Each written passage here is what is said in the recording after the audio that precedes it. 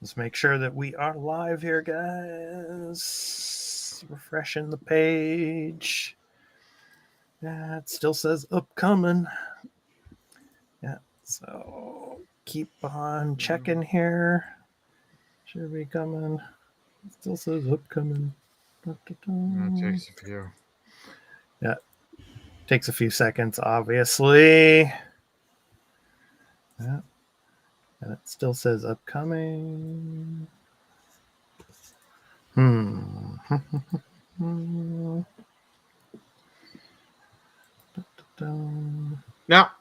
we're live.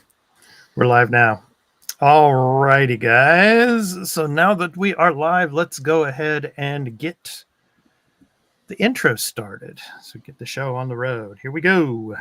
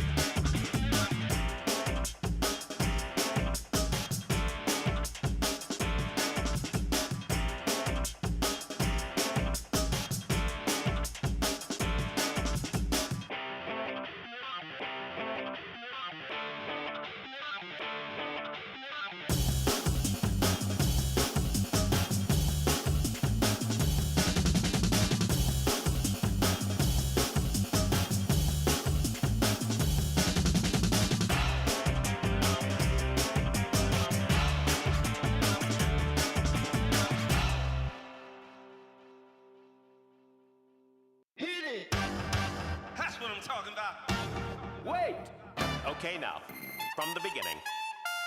Hit it, boys.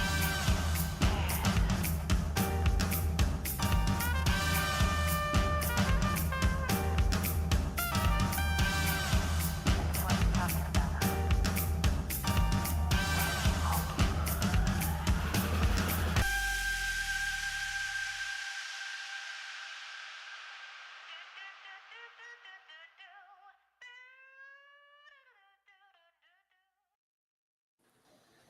Hey, everybody. Welcome into the Arena, a multi-platform gaming news podcast. This is episode 165.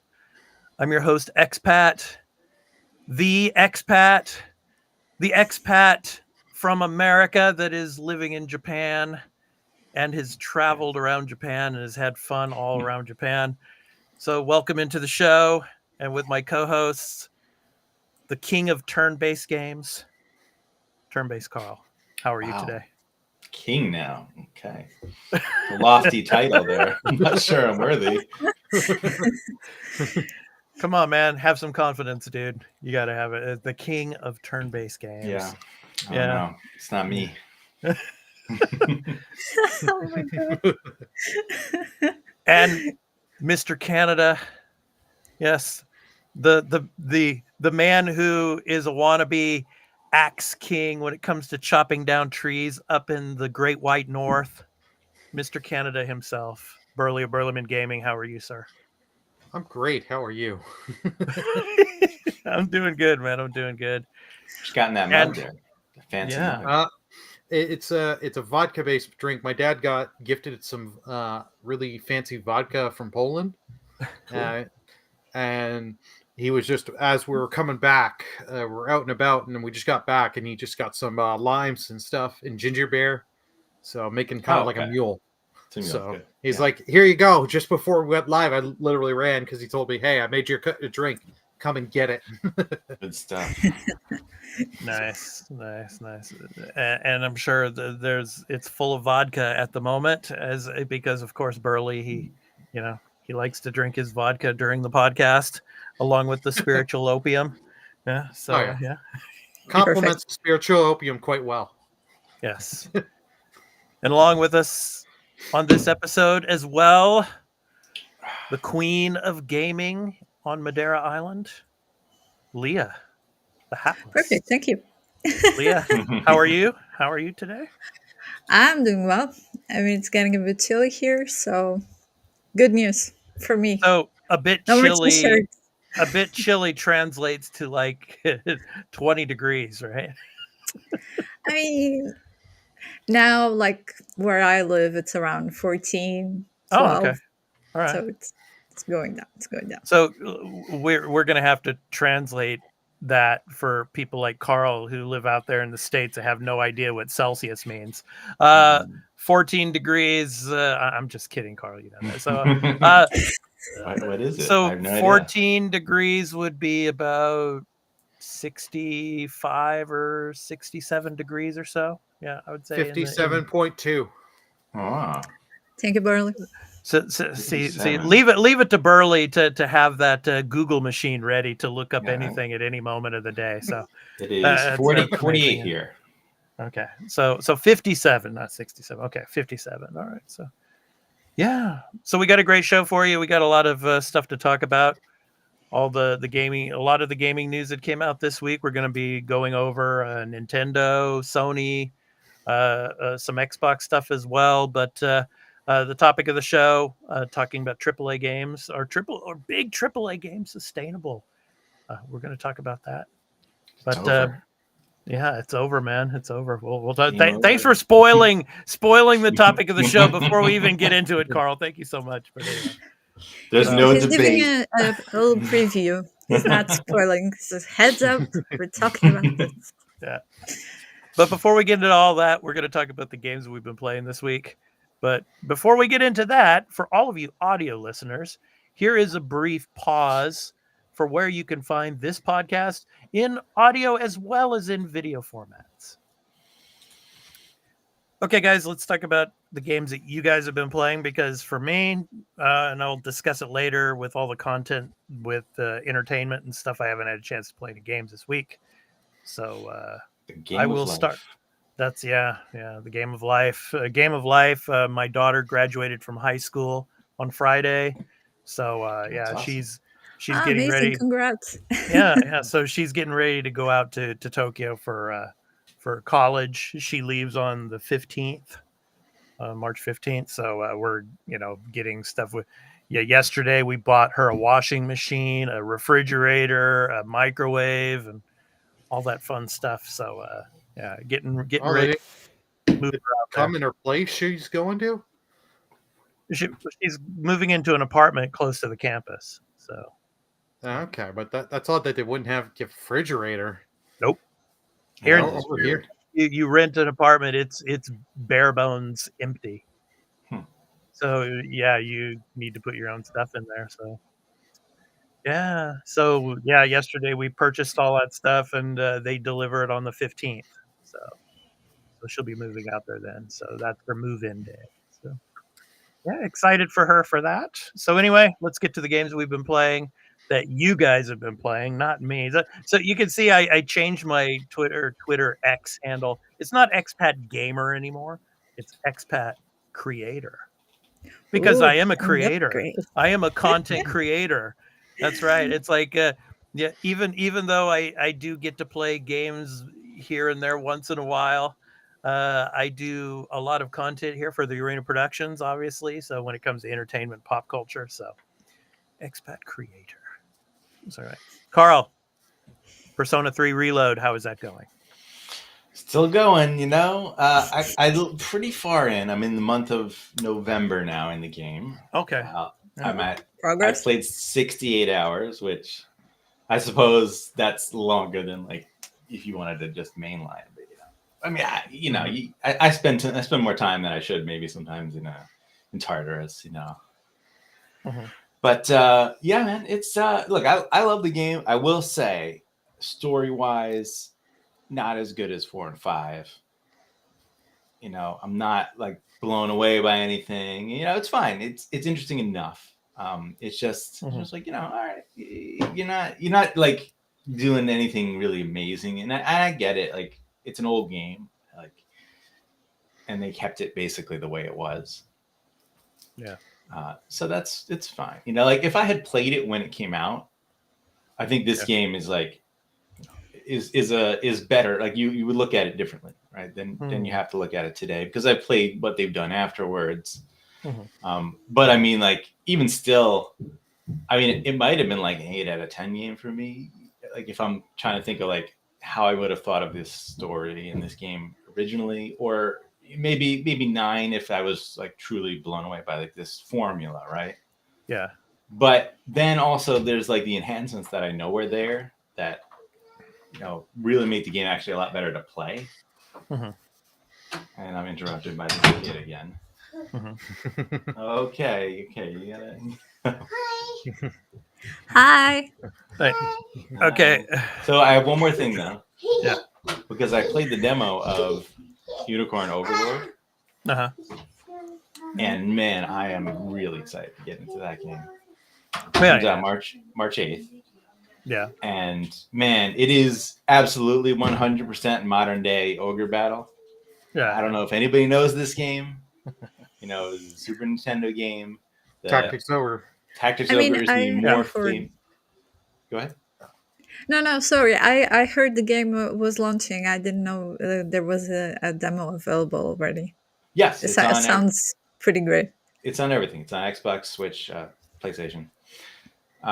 Nice. Ogre Battle, right? Tactics Ogre is the more famous game in that franchise, but that game is very different. That game is more of your typical turn-based tactics type strategy. Mm-hmm. Whereas Ogre Battle and now Unicorn Overlord is very unique. Like it's this overworld map that you move your units around in real time. Yeah. And then when 2 units get into a battle, they meet each other. Then it goes into this sort of turn-based, like automatic combat. Yeah. So the way your unit is designed, like the unit, the way you built your units, and even the position, right? If they're in the front or the rear, it's going to play out based on their stats, their speed.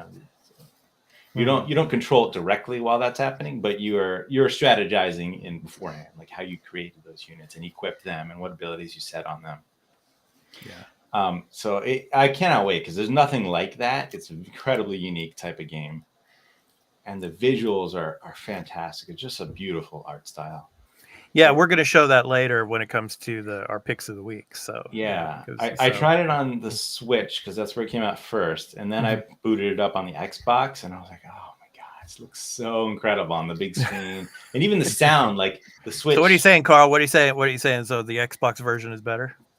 Yeah. Well, I mean, yes, visually, because it's probably. I'm assuming it's 4K, and I'm looking at it I'm a big beautiful screen with an OLED like screen with HDR, right? So like I'm getting, I have better quality technology, right? That's giving me. Otherwise, yes, it's not that different, right? Because it's just beautiful art style. But there is that enhancement, and even sound-wise, sound is better than obviously like the Switch's speakers. So yeah. Speaking of visuals, when I was at Yodobashi Camera yesterday, I was looking at a 8K 80-inch screen TV watching Final Fantasy VII Rebirth being played on it. Yeah, it's pretty cool. Yeah, it was really nice. So. Yeah, so I'm excited to get into it. It seems very deep. There's going to be a lot of customization, a lot of different characters, and there's probably going to be a lot of choices that can be made. There's even what's new that wasn't in something like Ogre Battle there's an overworld map that you can traverse when you're not in any sort of battle. So like you can go to locations and like sort of, I think like, get quests or do other things like that, discover things. That's totally new to this type of game, right? It's like they took Ogre Battle obviously as their inspiration, but they're doing something much more modern. Nice. Leah, what have you been playing?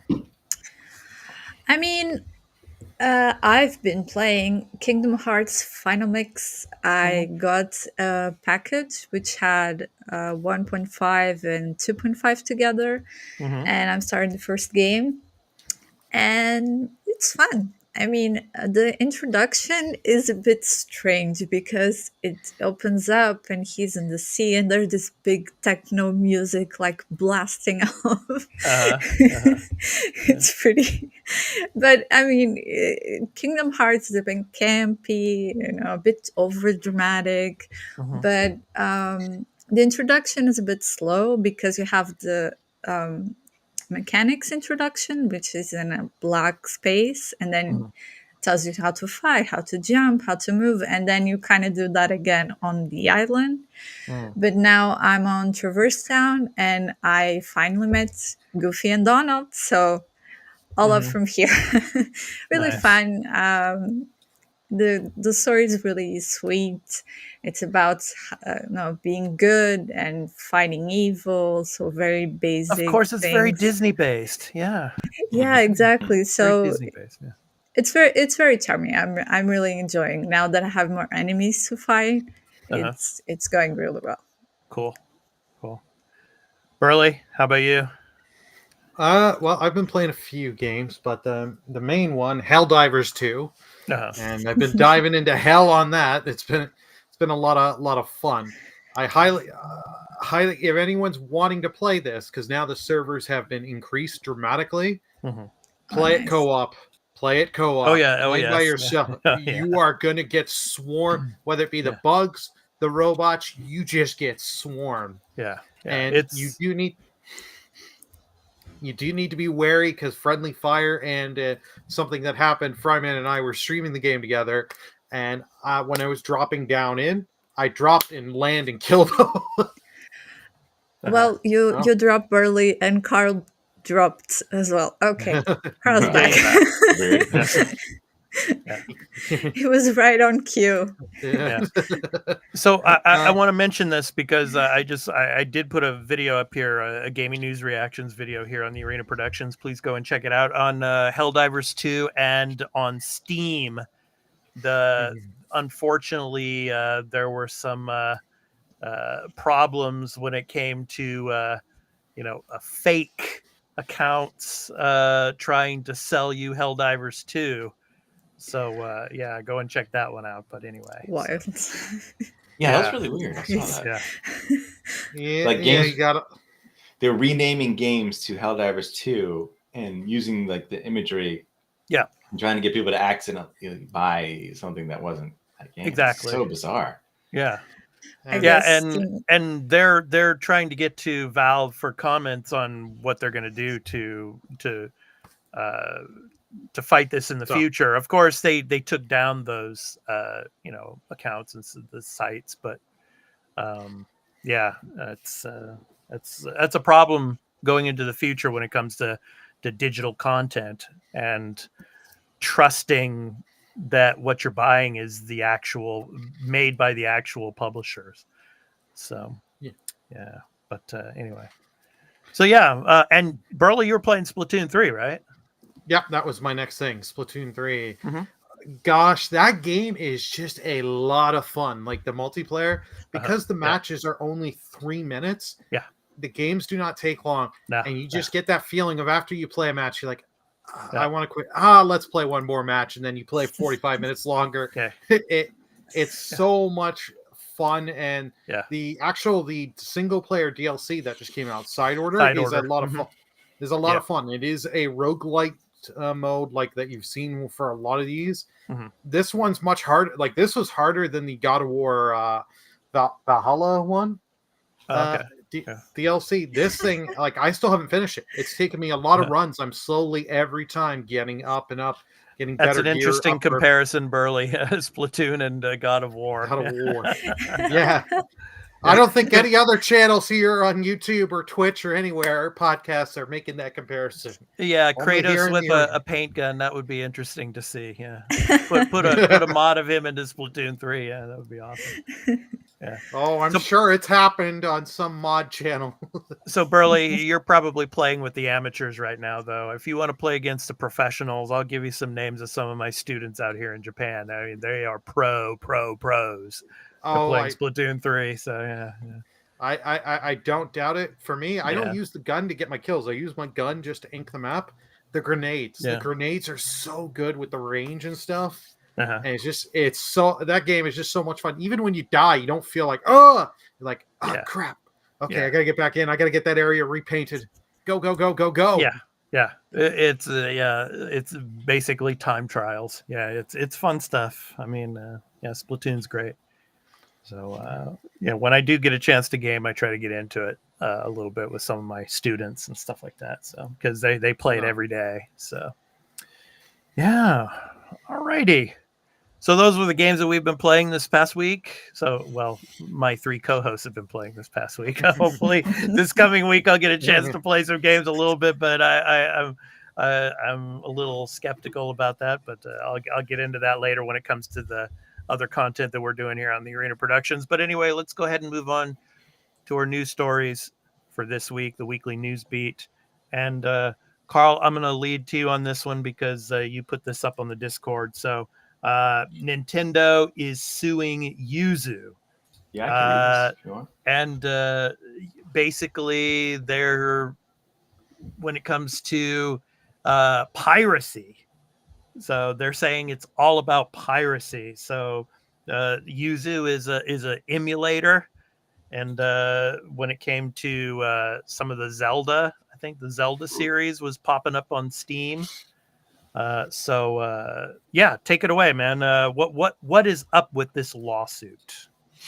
All right, so I'll read this part here. It says, in the lawsuit spotted by Stephen Totillo, Nintendo alleges that Yuzu violates the anti-circumvention and anti-trafficking provisions of the Digital Millennium Copyright Act, as well as accusing the creators of copyright infringement. It alleges Yuzu is primarily designed to circumvent several layers of Nintendo Switch encryption so its users can play copyrighted Nintendo games. The company is not only asking for the courts to stop Yuzu in its tracks with a permanent injunction, it also wants to take away its domain names, URLs, chat rooms, and social media presence. Hand yuzu-emu.org over to Nintendo and even seize and destroy its hard drives to help wipe out the emulator. So to completely wipe it out, You're trying to completely erase them from the face of the earth. That's right. I mean, people will still have the software, obviously, but yeah. This would effectively kill this emulator. So, but I mean, when it comes to emulation, I mean, that's kind of a gray area in itself, isn't it? I mean, there's some ways that you can emulate stuff and it's, not illegal, but I mean, yeah, what Yuzu, if Nintendo is right in what they're saying and what they're doing here, yeah, I mean, they should be stopped. So emulation is a gray area. It's technically legal, but the ROMs are illegal, right? Yeah. But part of what's going on here is, and they go into it in the article, they're saying they're facilitating piracy at a colossal scale. They say in a myriad of ways, including providing detailed instructions on how to get it running with unlawful copies of Nintendo Switch games, and testing thousands of official Nintendo Switch games to verify their compatibility, and linking to websites that help users obtain and further distribute their prod.keys, which is that's like what you need, I guess, to run the game. It's something that the Switch hardware uses. Also says the developers have clearly extracted Nintendo Switch games themselves, bypassing encryption in order to test their own emulator.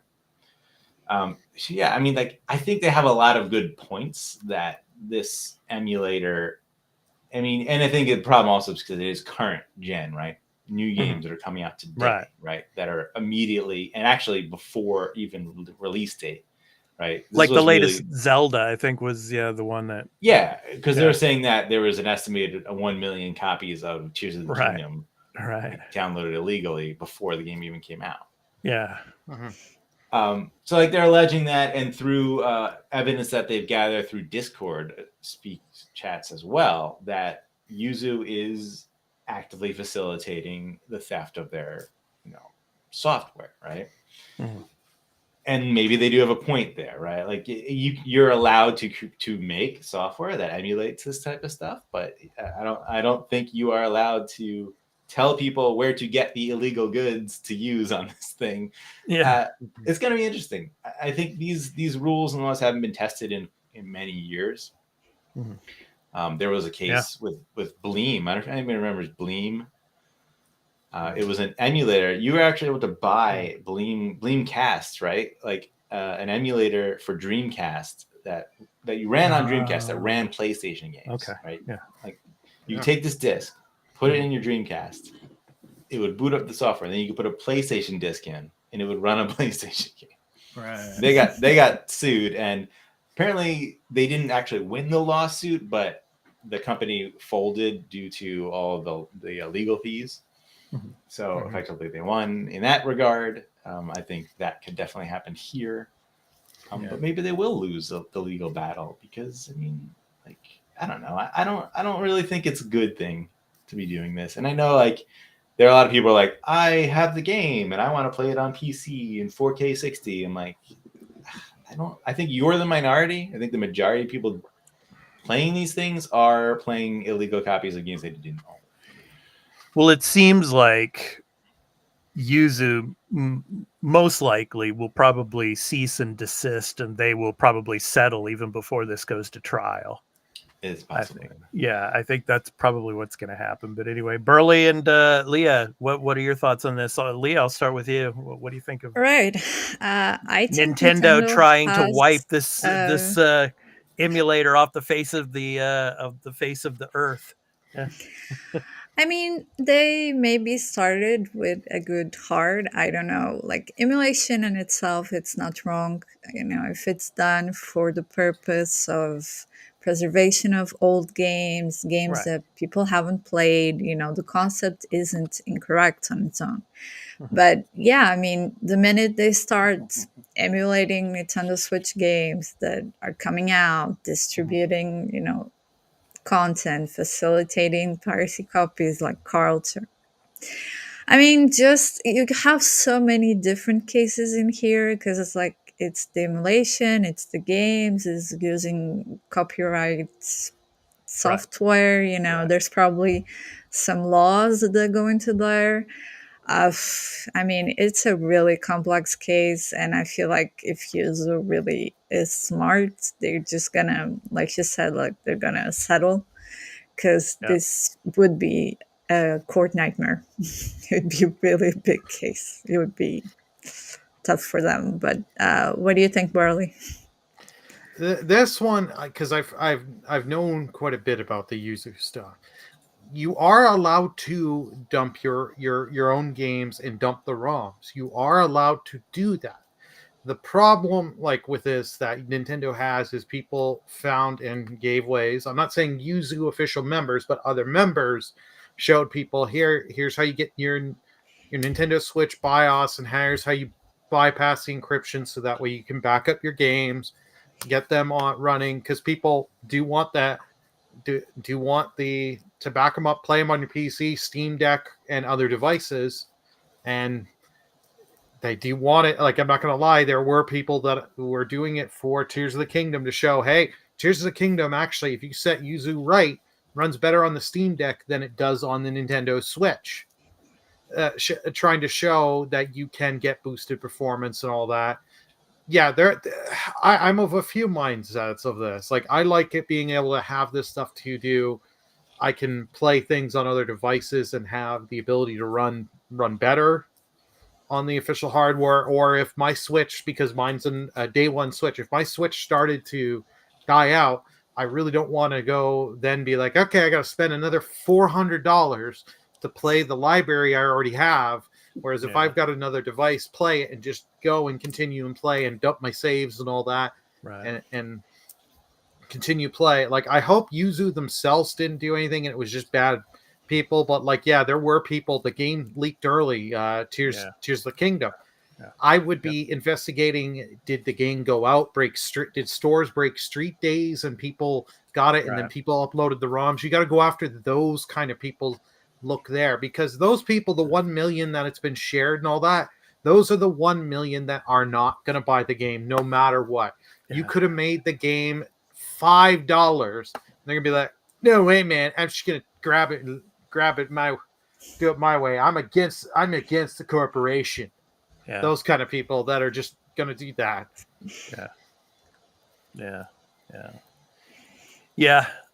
Most likely they'll cease and desist. I mean, emulation in itself is really cool. And like you were saying, Leah, when it comes to, game preservation, emulation is really a cool thing moving forward, especially for older games.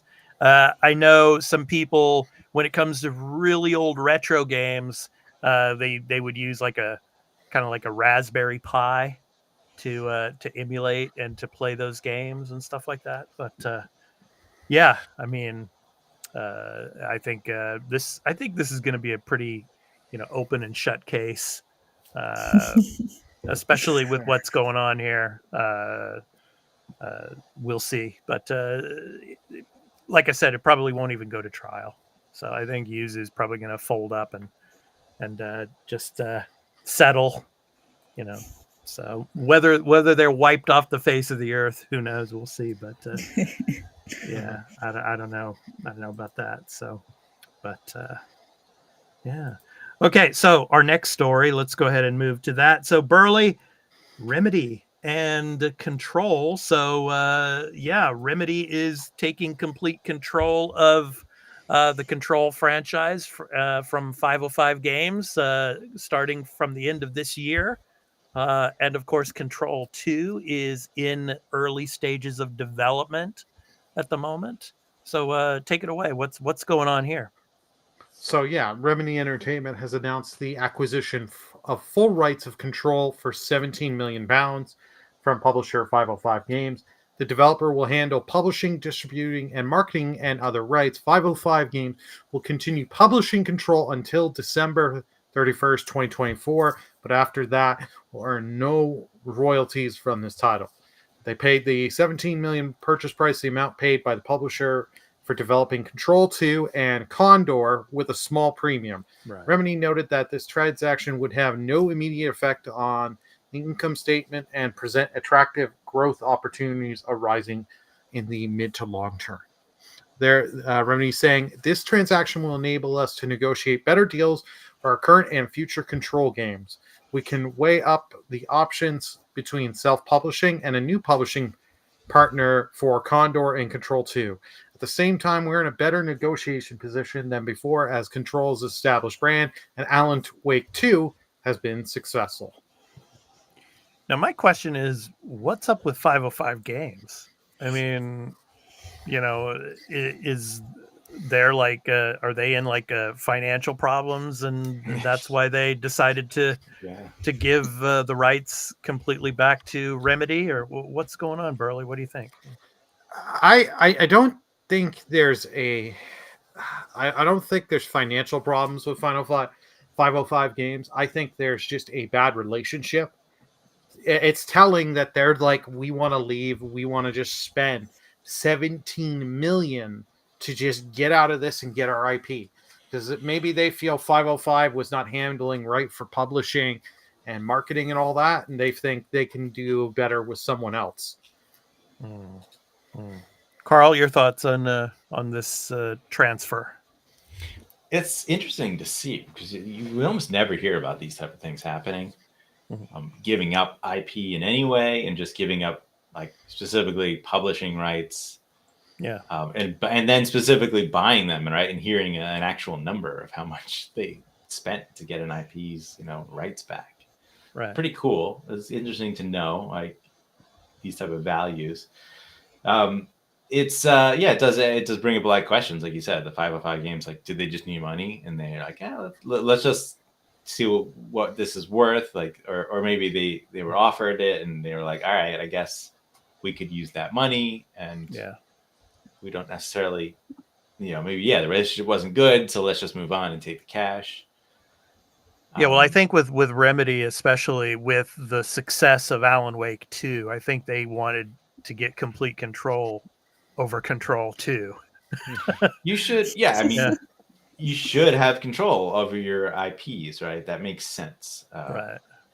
It sucks I could see why you wouldn't want this to be the case, right? The only thing I fear because the first thing I thought of when I saw this, I'm like, oh, here we go. Control 2, exclusive to Epic Game Store, just like, Alan Wake 2 was. That's probably going to happen. Or only digital release like Alan Wake 2. Maybe they want to do that. I don't know. I kind of feel like we liked how the things went with Epic, and we want to go with them because they're going to offer us a lot of money. So we'll see. Epic gave us the 17 million to do this deal. Leah, what do you think? Do you think it'll be exclusive to Epic? I have no idea. I mean, to be honest, Control is a game that I kind of feel like it was a bit hidden. I haven't heard much of it. Like it's a bit all over the place. Well, it sold 4 So million copies. So, I mean, yeah. I mean, sure, but like I barely hear talking about it. I know it's just my impression and Mhm, maybe the games I follow or the news I follow, mhm.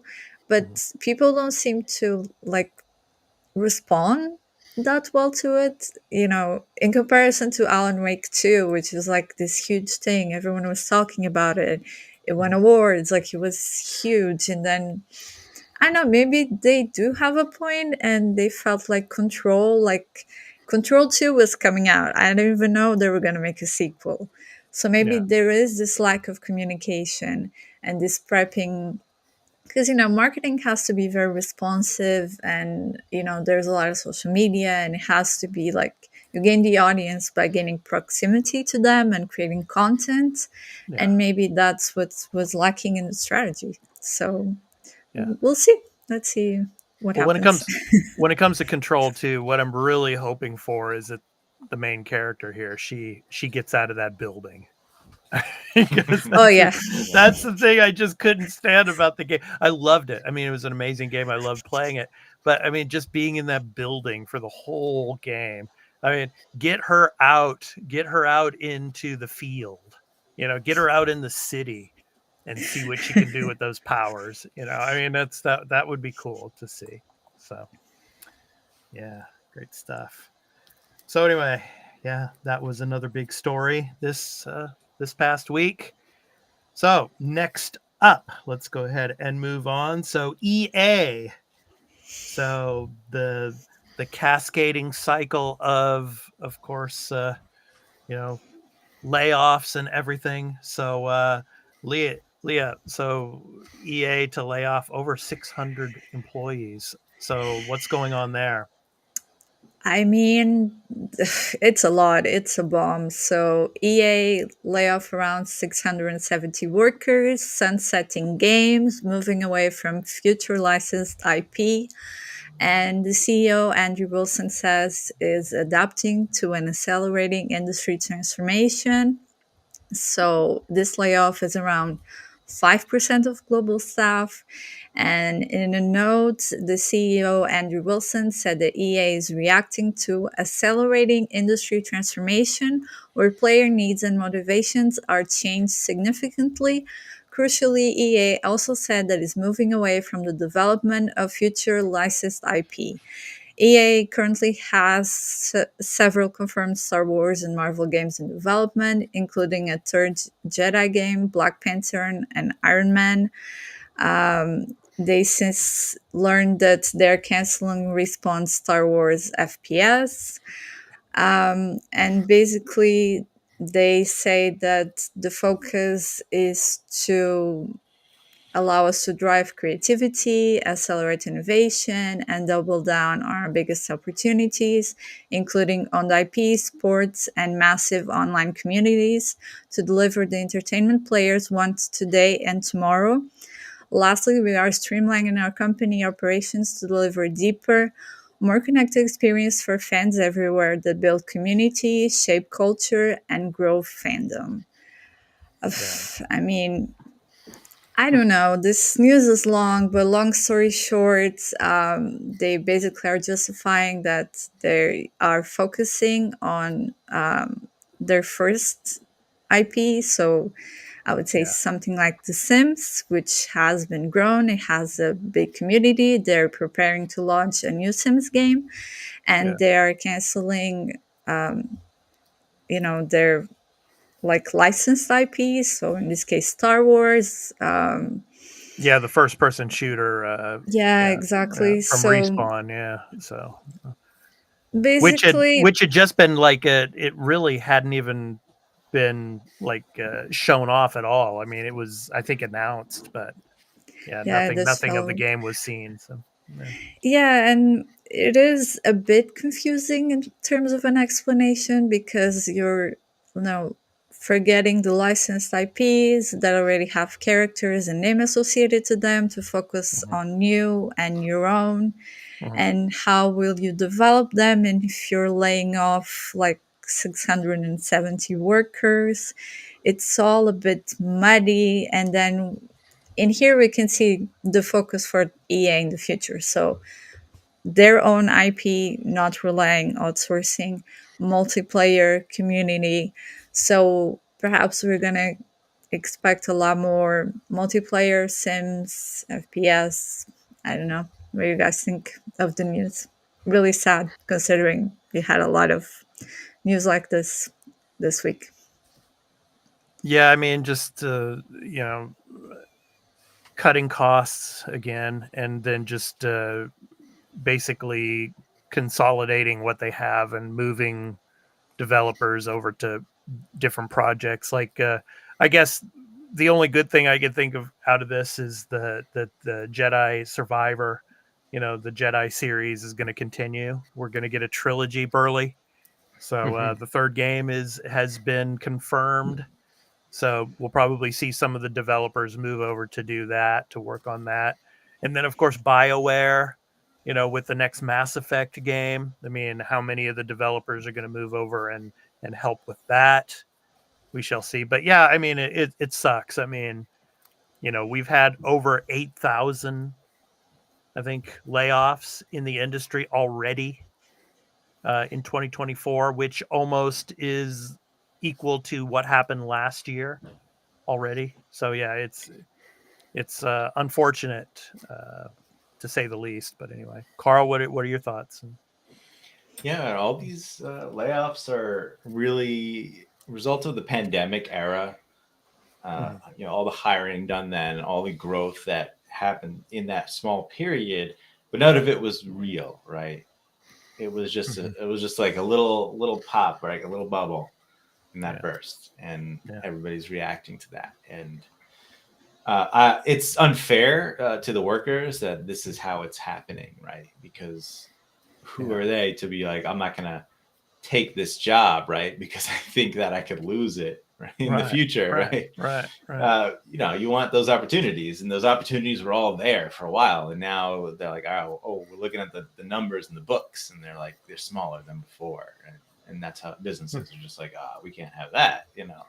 So my question is, moving forward, do a lot of developers just like these big like EAs and Activisions and stuff like that? They're like, F that. We're not going to jump and join them because we'll probably be out of a job within 6 months. So we'll go and join an indie developer because we have probably more job security in that sense. What was it? The news this week also, right? Burley Toys for Bob supposedly is now going indie.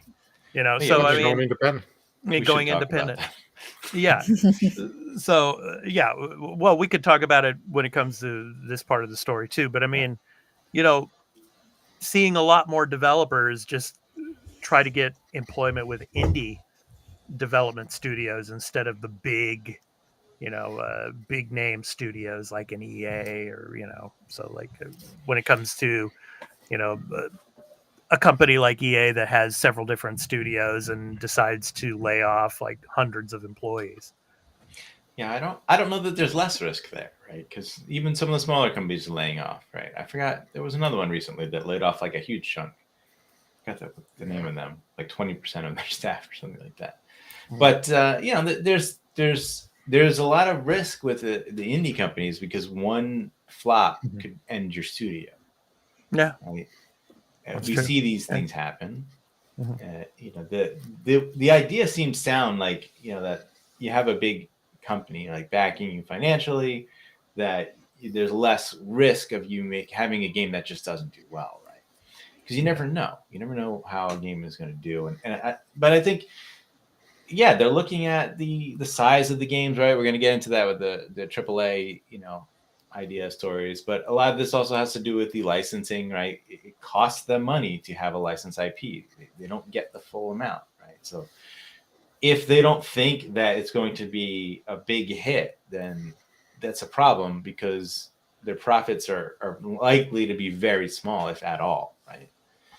When you have that royalties that you got to pay. And if you look at, honestly, I think Immortals of Avium, which EA published, probably scared them off on this Mandalorian FPS game.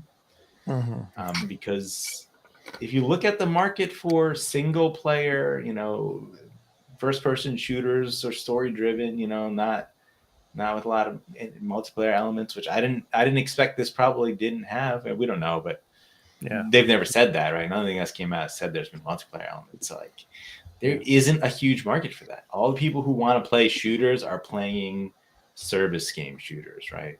They're playing multiplayer type things. There's very few exceptions to that now, like Doom, right? Doom was probably the last real exception that was like a single player only first person shooter that did well. And there's a lot of nostalgia with that. So yeah, I mean, it's just, it's fine. Actually, it sucks for the people who lost their job, but I think it is good to go back and say, all right, what avenues should we, go into, and where should we cut back? How about changes? They kept Iron Man, they kept Black Panther. I mean, shows you that I think those games are probably going to be bigger sellers, have bigger audiences. Yeah. Burley, your thoughts? Well, those ones I think they're keeping because they've already, I'm sure, paid a license up front. So it's like we're already in bed with Disney Marvel. We've already we got to write it out at this point because I'm sure Disney. But we have seen nothing for either of those games, right? We don't know what stage they're in. True, but I'm sure there's a little thing with Disney that they're like, if you cancel this project, you owe us $5 million. I'm just pulling a number. So they're like, you know what? Instead of having to pay them that much just to get out of this, let's just release it and pray and hope it goes well. I think this is them looking at that with, like you said, with the licensing, because some of these licensing is absolutely insane. Like, remember, they dropped because FIFA wanted their license an insane amount increase. They were like, yeah, no, we're not going to do that. And they have all the other sports deals and all that. I know that's EA's, that's their bread and butter. That's where they make most of their money. But like you said, other licenses probably cost them a heck ton. But I'm sure they're also, when they're saying looking at the market, I'm thinking they're also looking at what we've seen a lot of studios and a lot of games are going to, live service. I think they're looking and just trying to see if we can get one of these live service games that just pops off like a Fortnite and all that, where people are spending the money, because like Battlefield did not do well for right? That's there. Yeah, they have. Yeah, so they got there. Yeah, so. they have Apex, but I don't think Apex is doing as well as the others.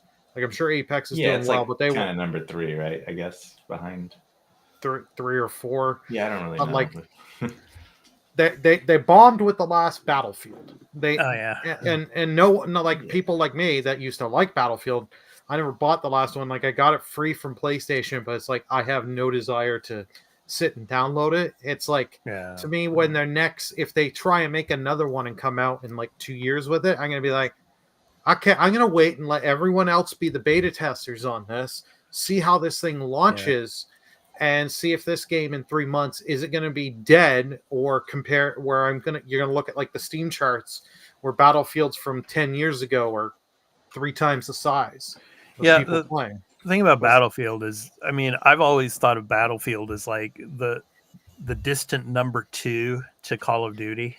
Yeah, and then remember they came out with that Battlefield Hardline. It was kind of a completely different type of game. More of a kind of like a agent type of game. But yeah, I mean, Battlefield.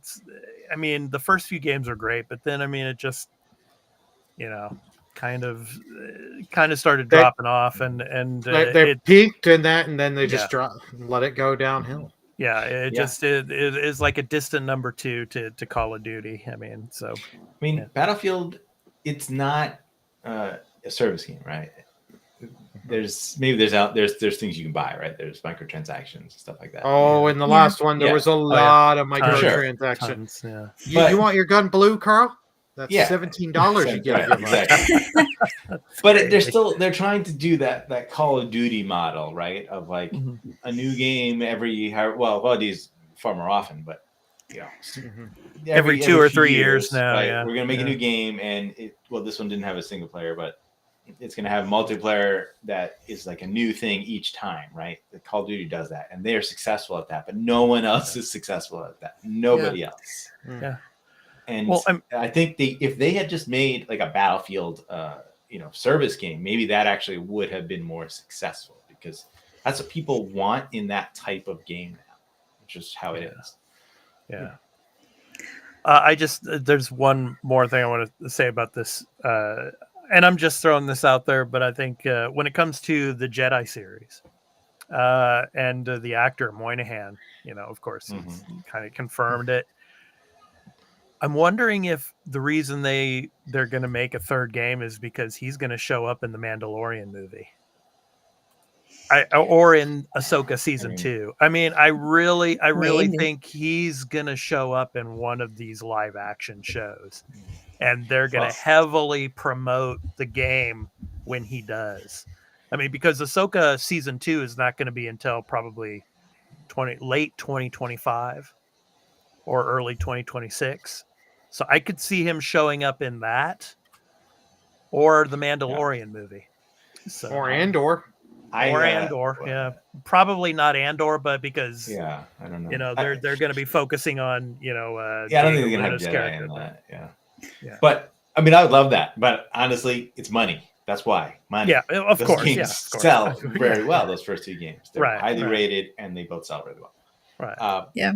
Yeah. I mean, and the thing that sucks that about this, I think, is that the Respawn, you would think that they would just trust Respawn to make this Mandalorian game be great, but I guess they're still like, nah, sorry, like we're gonna let you go down this road because we don't think it'll be monetarily successful, which sucks, because Respawn like has proved themselves beyond a shadow of a doubt that like they just make gold.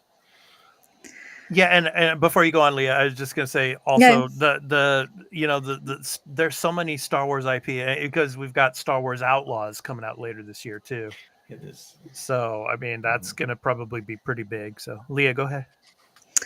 Yeah, I went and did a little research for this news because I was kind of curious to see where the financial report for EA was. And I found out they made profits of $1.9 billion last year.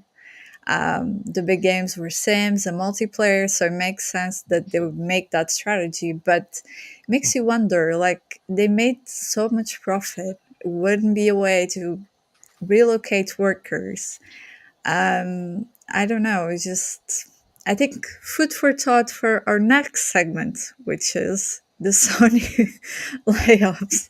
And we can just segue right into that because I don't know, man, these companies, Jesus Christ. Yeah, exactly. Yeah. So, of course, we did get the news about, Sony, of course, laying off, staff, and the London studio is closing up.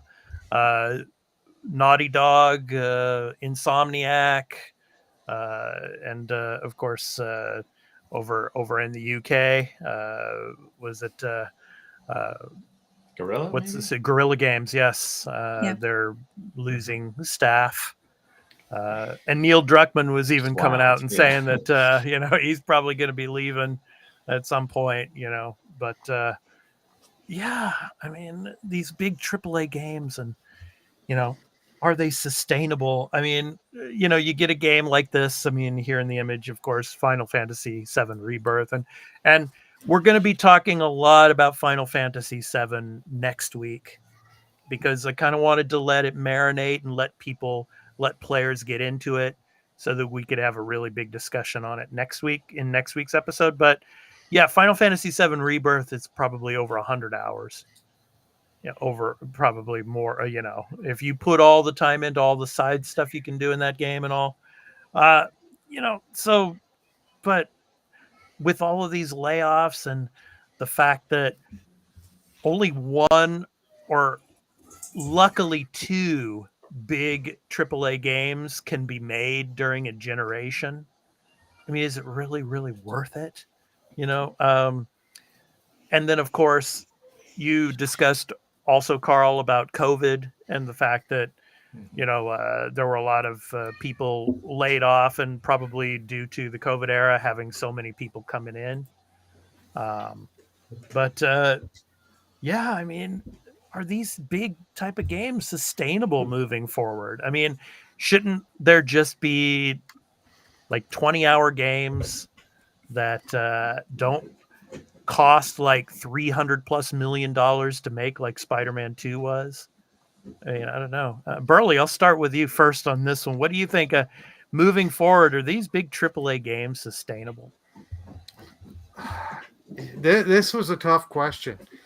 They can be, but the problem is, I've said this so many episodes. A lot of these big AAA games are getting too freaking bloated and too over budget.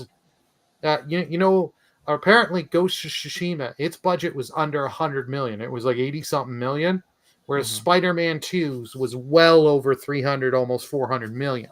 Yeah, and it's just that and Ghost of Tsushima, if you go gameplay, the amount of content and the amount you can put in over Spider-Man 2, it's easily double I put into that, and I didn't finish all the multiplayer stuff, and it's just like that was a third of the price. I get it, licensing took a lot on Spider-Man 2. This sucks that we're I don't think the licensing is even factoring into the budget, right? That's just something that they're paying out, right? They pay out royalties per copy, right? Yeah, I think you're right, Carl. Yeah, I think so. It's it's a separate deal, probably. Yeah, I don't want to interrupt you, Billy. I actually want to ask you a question because you love Ghost of Tsushima, right? Can you see the difference between Spider-Man 2 and Ghost of Tsushima in terms of quality? Because I definitely can. Yeah, I mean production value. Let's say. No, you can see the quality difference and production value. There are. I am not. Yeah, so like that's where that money is going, right? Because like Ghost of Tsushima is a great game, and it's more, I think, traditional of a video game, right? It doesn't have all of that ridiculous production value as far as like, every time someone talks, there's like, great motion capture, right? There's like great motion capture animation, right? There's not that much of that in that game. Like they do that thing that, and I actually didn't like it a lot, where like you talk to a lot of people and it would like zoom out, and it was like, you know what I'm talking about? It was like really far, like sort of camera, and you weren't really seeing the characters talking very close because they were hiding the fact that there wasn't that really high level of like facial animation, character animation while they're talking, those type of things. And it was only in the cutscenes. And I'm not even sure if there was motion capture on that game or not. Maybe some of it. I think some of it is motion captured, but it's not as much. Like so, like Ghost, you can see Ghost of Tsushima 2. Ghost of Tsushima 2 could be very much more expensive if they're going on the route of like, oh no, now this game is big and it has to have that like, quadruple, let's say, like level of production value. I'm gonna defend Burley and Ghost of Tsushima here because I mentioned that I watched Grounded's 2, making of Last of Us Part 2. And Neil Druckmann, talked about this, and they were talking about making their biggest game ever, and it took really long time. And they were talking about like accessibility features they'd add in and things like that. And he said, well, this team is great and they're doing great and they're pouring so much in their heart and soul into this, but I don't want them to worry about what this is costing. And with The Last of Us Part 2, the real problem was there was no production. So the game was taking a really long time and it was costing a lot of resources because it was very difficult to kind of get everything on track and get everything delivered as it should, and it costed more because of it. And so there could also be a side to this where it is more expensive, but because sometimes these studios aren't really capable of adjusting and really making like decisions based on how much it's going to cost. He's like, okay, how am I going to do this? But it's going to cost this much. And that's why Naughty Dog now has a production team with them. So Nix and Nax, like, yes, it could be because there is no motion capture, but it could also be a way of like, okay, maybe these studios think too big and they really aren't capable of managing their resources really well, and that's why it costs so much. Yeah, You know? that's a good point. But Ghost of Tsushima definitely has more content, right, than Oh. Last of Us Part 2, I'd say. Oh yeah. Like as a video game, things you can do in it, right? It's just a different structure, right? It's a different production. I get that. Last of Us 2, I mean, that game like spoils you with production value. I mean, that game is just so much fine detail, such an incredible. I love that game, and I like when I was playing that game, I felt like I was tuning in to like an incredible like HBO TV series before that even existed. By the way, the one that already exists. Yeah. I'm talking about like some like Yeah. super high production value, like Game of Thrones, like type of like thing. Like every week, I'm like every time I play it, I'm like, oh, like this episode was so good. Oh my god, I had such a great time.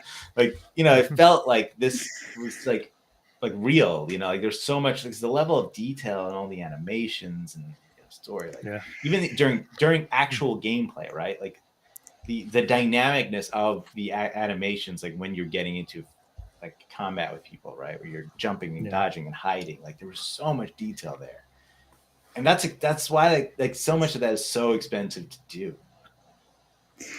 Yeah, what was but it? like Famously, it's over also 2,000 people worked sorry. on that game, right?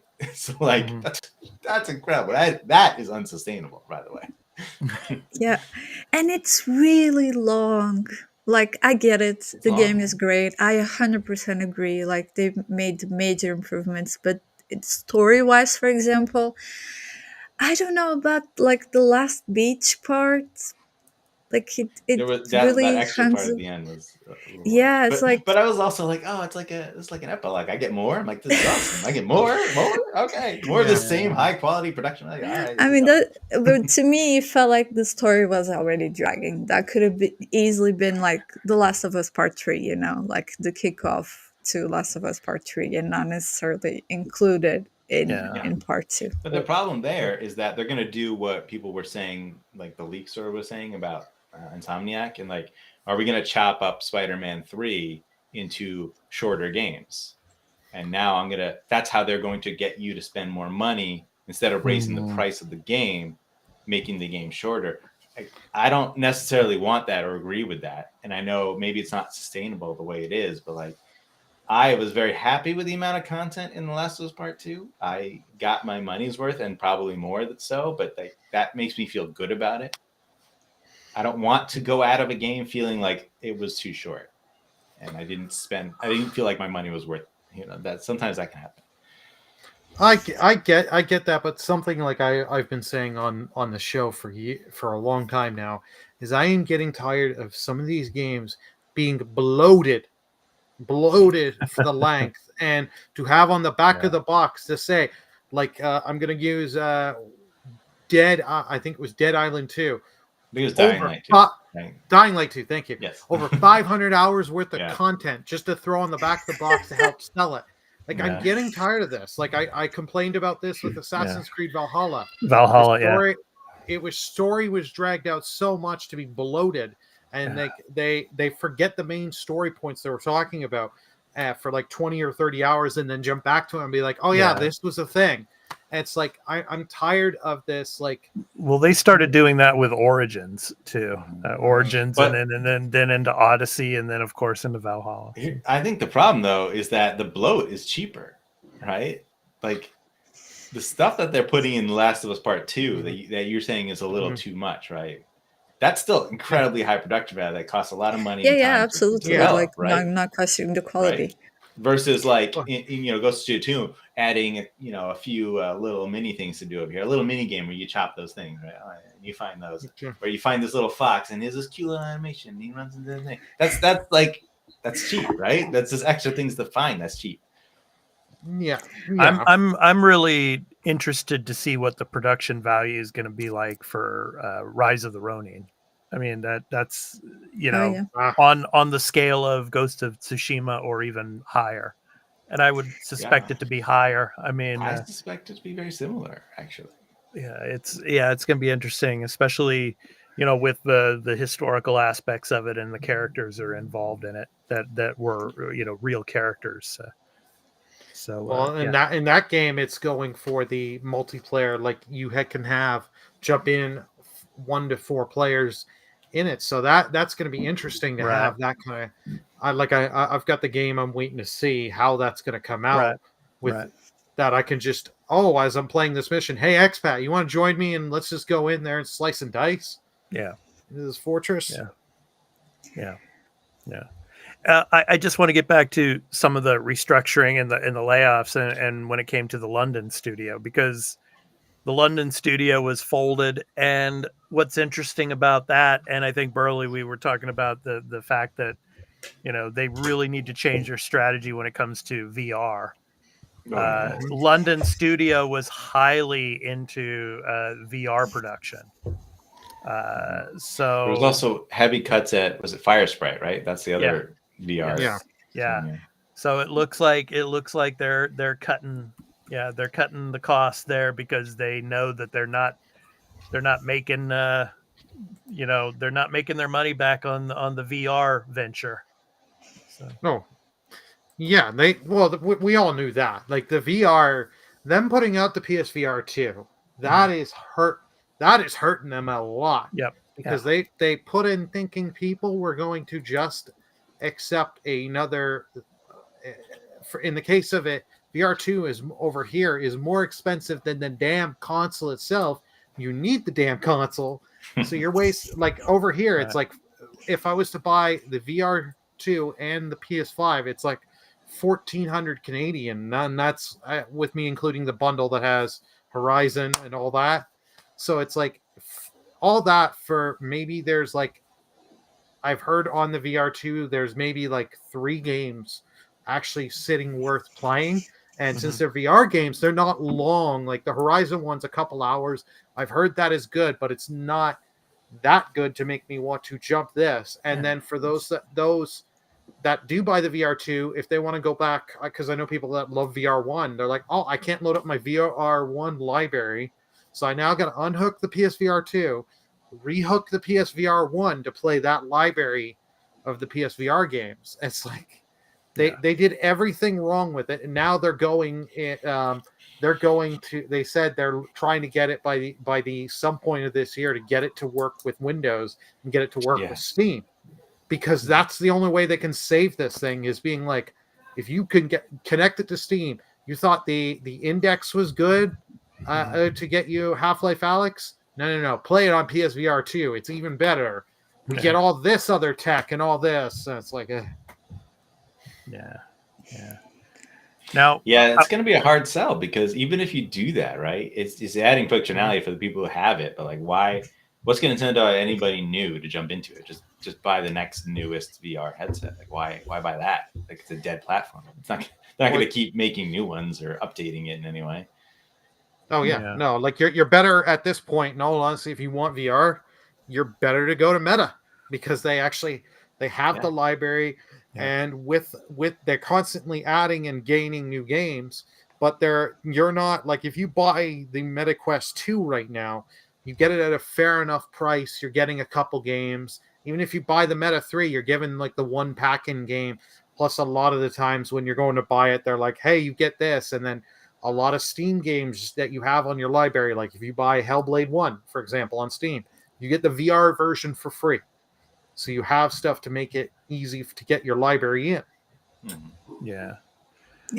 Now, last question I want to throw at you, Burley, on this one, when it comes to games being, like these big mega AAA games and all. And when it comes to Final Fantasy VII, of course, Rebirth, it's over 100, easily over 100 hours. The third installment that's going to be coming later, which will be the end game, because I guess Rebirth is supposedly the mid game, right? Yeah. So is that going to be 200 plus hours? And what are your thoughts on this and how it's going to affect costs? And of course, Square Enix is third party and all, but how is that going to affect Square Enix? In the situation that Sony is in. Well, this is going to affect them because Sony's not going to give them as much for they won't be able to keep giving them as much money as they have every time. And like To keep it Sony, exclusive, yeah. to keep it Yeah. exclusive, and they also help with development costs. Like Final Fantasy 16, Yeah. they helped paid for the development costs. That's why it Mhm. was a PS5 exclusive. Mhm. So they're not going to always be able to do that now if they're hurting. And it's going to be like I don't think the third game I don't think they'll go as quick, like do as long of a game is what I mean. I think they'll be trying to get this one more quicker because there's only so much you can add to 7, the like with the world without changing super much. You can yes, they've changed stuff with remake, and yes, they changed stuff with rebirth, but you can only change so much before you get that thing of, well, now you've changed this. This really doesn't feel like the spirit of the original game, and changed it too much. Where it's like, I don't care to want to finish the third game. Yeah, shout out to Genki Gamer Mhm. over on Twitter and X. He's going to be our guest next week, and I'm looking forward to asking him that question, especially when it comes to the third installment. And what to expect with that. So. Yeah, really interested to see how this game does. Like, it's out now, reviews are good, right? But like, how well is it going to sell? Is it going to outperform the first game? Because if it doesn't, it's a huge problem, right? Yeah. There's of course Burley. He's got his like, you know, I see a lot of people. Hold on, let me go ahead and get out here. So the big screen. Yeah, there you go. This is the Best Buy exclusive steelbooks. And then I got the deluxe edition that has another steelbook, so 2 steelbooks. Because yes, as we all know, I have a problem with steelbooks. Yeah. See, like I see a lot of mega fans talking about this, right? I'm not sure I see a lot of like general talk about this game. Mm-hmm. So I don't know like what we're gonna see when we hear about numbers on this, because we didn't see good numbers on Final Fantasy 16, right? Yeah. And the production value on this game is probably, and the cost is probably ridiculous, right? This must be incredibly expensive video game. Yeah, yeah. Oh, and by the way, another shout out to Genki, and he was mentioning on Twitter, Burley, about the printing of the discs were mistaken. Yeah, yeah. Yeah, in the Japanese versions. Yeah. The North American, from what I've heard, are fine. I will be trying tomorrow, so I'll let you know if it happens to me. I'll let you know. Yeah. It's kind of funny, but it's like a minor thing. Yeah. So, I think that we're gonna see a bit of a shift from these mega AAA super high production games. Right? Yeah. And you know, I mean, I'm an Xbox fan, right? So I'm gonna say something good about Xbox here. Like, why not? Yes, but I think that their strategy makes a lot of sense in why they aren't doing these type of super high production. Like, everybody wants like where's Xbox's God of War, right? Could you imagine? Could you imagine Hellblade 2 being like over 100 hours or something like that, and the production costs being just just sky high? I believe that there's a lot of intent to that, right? Because they look at numbers and they see those things, those costs, and they're like, we don't want to spend that much, right? Mm-hmm. And when you spend that much, then you have to spend more on marketing. Yeah. Right. Like Spider-Man 2 marketing had to have been astronomical, right? You're talking like your big budget, film, like marketing costs, right? Like your Avengers, level of marketing that you have to spend. And you don't have to do that for small games. There's no justification, right? Like, if I'm spending, like less than 100 million on a video game, like I don't have to spend that much on marketing. But if you're spending 300 million on a video game, you better damn well market the hell out of that game, because you have to sell copies. Which Xbox, unfortunately, doesn't do a good job of, especially out here in Japan. I think it's by choice. I mean, Japan is different, right? Like, it's different. But I think, again, it's by choice. Like, marketing is expensive. Yeah. You want to have a worldwide marketing campaign, it's going to cost you tens of millions of dollars, like, at least. Yeah. Now, are you doubling Xbox, the budget? Does it work? is it worth putting it in the market since most of their games they're not gaining from the sales? It's Gamepass. Well, they So- could get from sales too, right? But like again, the idea is like, do you want to double the budget of your game, right? Because if your game is only like 40, 60 million, like, are you going to spend 40 million on marketing? Like, okay, if you do, is it going to be worth it? Because just because you marketed it doesn't mean it's going to sell. Like, that doesn't always happen. You know? So yeah, there's calculated reasons why I think Xbox is not just saying like, all right, let's just make the $200, $300 million game. Like, they're not there, you know, because, and then not to say none of their games were that expensive, because Halo Infinite was supposedly incredibly expensive, but that was their flagship, and they marketed the hell out of it, and that's part of the production cost. Or sorry, marketing cost. Leah, you have anything you wanted to say there? Well, I think we also need to take in consideration the consumer. I mean, the game costs more to make, it costs more to buy, and honestly, like $60 games, $70 games it's crazy.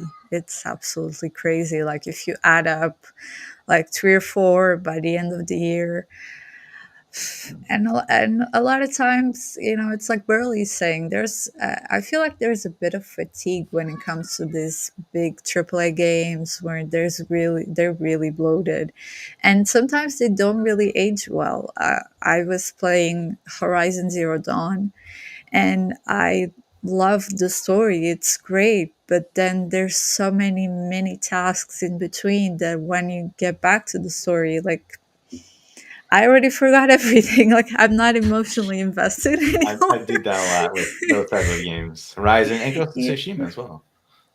Yeah, and you know, inflation, things are expensive. People have to make decisions, and a $60 game kind of falls short on priority list, and or maybe you're just gonna get one because there's 100 hours of content. So when you finish that one, you're gonna have budget again to go in.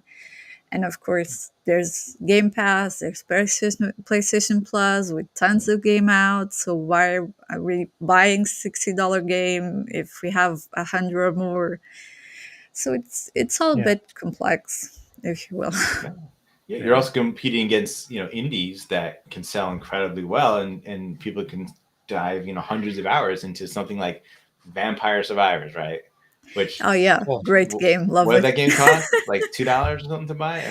Yeah, like $5 on Android, it's free, so like you're not even getting anything. Right, and I doubt the production costs very much. Yet they're selling tons of copies, and it's incredibly popular. Like that, you're competing against all kinds of levels, and that's again why I think like the marketing and the choices of like Microsoft are like, why are we going to compete on that level if there's no guarantee that does anything, right? There's no guarantee we get success, where we could also get super lucky and have incredible success on something that costs way less.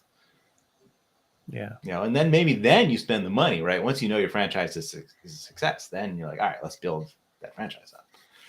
Yeah. Yeah. The bottom line, just play Sea of Stars. Yes, play Sea of Stars, play Stardew Valley, like money guaranteed. It goes on sale. Stardew Valley, I'm sure that game must have sold really well. And just play Animal Crossing. Yeah, there you go. Oh yeah, Animal Crossing as well. Wow. Go crazy.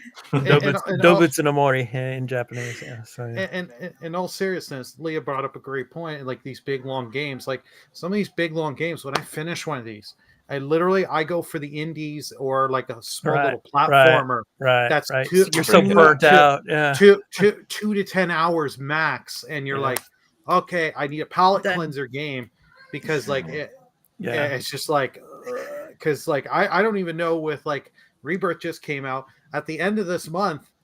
We've got Rise of Ronin, Dragon's Dogma 2 releasing on the same day. And it's like, do I want to really day one rush into either one of these after putting so much time into Rebirth? Well, that's a good point too. Because day one, right? Because you don't have to buy it day one. You buy it later at a discount, and that hurts your profit margin as well. Yeah. Yep. Mhm. Well, I was gonna say, our other co-host, Fubu87, he's only gonna play Final Fantasy VII Rebirth for the rest of the year, from what it seems like. The rest of the year. No, Yeah, for the rest of the year. The 16 DLC, the second DLC for 16, and Yeah. that's about it. Another shout out to one of our patrons, Tuil, because he plays many indie games and like over like 50, 60 of them a year. And of course he posts, on Twitter, his remarks on the game when he finishes them. And so. People have busy lives. They have other things they want to invest in. TV. I'm sacrificing TV shows right now because I don't have a lot of free time. So all I'm doing in my free time when I get it is I'm playing Persona 3 Reload.